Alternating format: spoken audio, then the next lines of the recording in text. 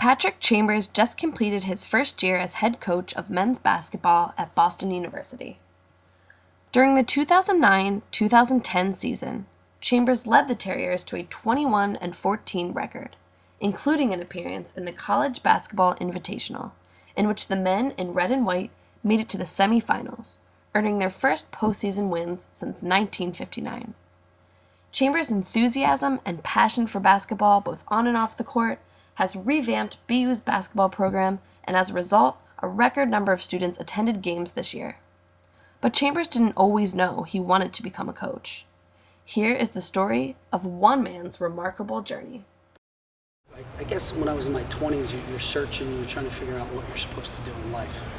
And I knew I loved to play basketball, and I knew I loved to be around basketball. But I also had a fascination with making money and as soon as possible. So I got into the real world. I was in the real world for about 10 years, but I realized I was missing something. There was a void. I wasn't always fired up to get out of bed and get to work. In 1999, a young Chambers decided to follow his hobby and take a coaching job with Episcopal Academy, his high school alma mater in Lower Merion, Pennsylvania. Then, in October of 2002, something happened that changed his life and his career forever. This night, it was unfortunate. I was in the wrong place at the wrong time. And, I got stabbed twice, and, I couldn't believe it. It was a total shock. Why me?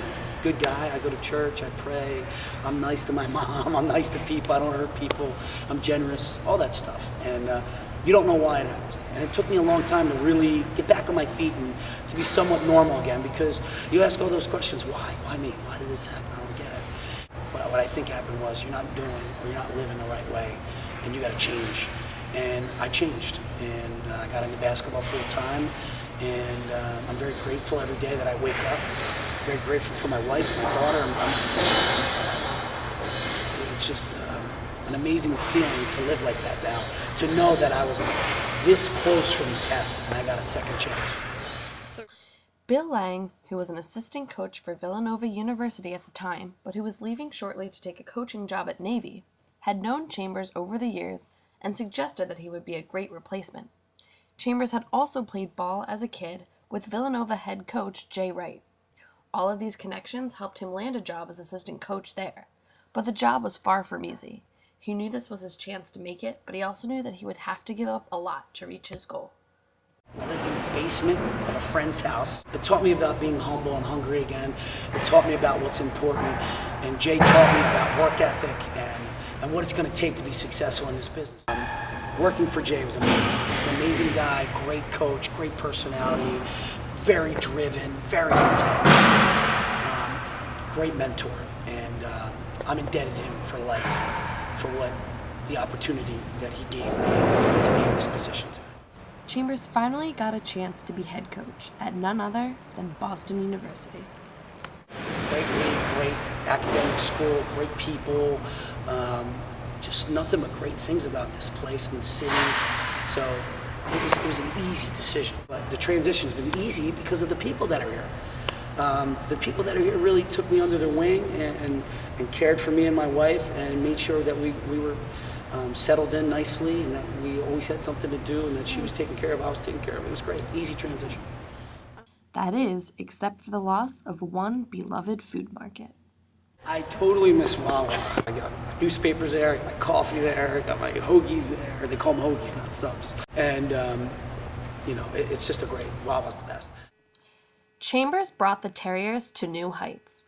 On March 13th, 2010, his team was one win away from making its first appearance in the NCAA men's basketball tournament since 2002, before falling to the University of Vermont. But the College Basketball Invitational gave the Red Dogs another chance to showcase their skills. Coach, however, finds it hard not to blame himself. We came up a little bit short, and in that respect, I feel like I let them down a little bit. But we got the program headed in the right direction. We just need to get better. I need to get better, and I need to, take on that loss and get better from it and watch film and become a better coach. Still, Chambers is a resilient coach who encourages his team to maintain a positive attitude at all times. After that tough loss to Vermont, he decided to do something unexpected the next day at practice. I took them bowling. They were expecting a brutal practice and a long film session. I came in, I talked to them, I acted all crazy. And I said, put your practice gear on, we're gonna have a tough practice, we're gonna watch tons of film and all this stuff. I said, all right, put your sweatshirts on. They're looking at me, put my sweatshirt on. I had all the assistants outside in their cars, went down to Lucky Strike, went bowling.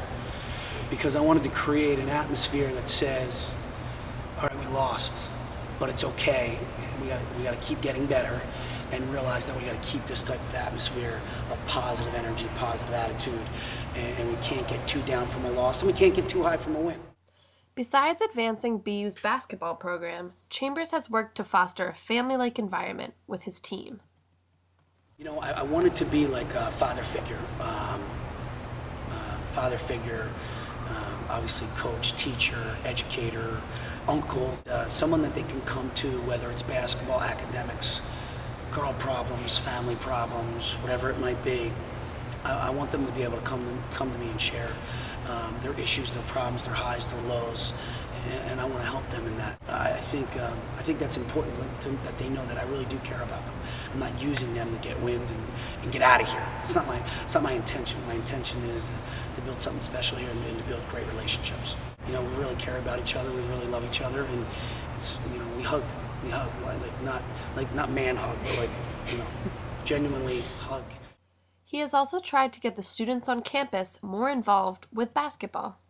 Well, I want to be connected to the students. I really believe if I have relationships with the students, then they're going to want to come to games.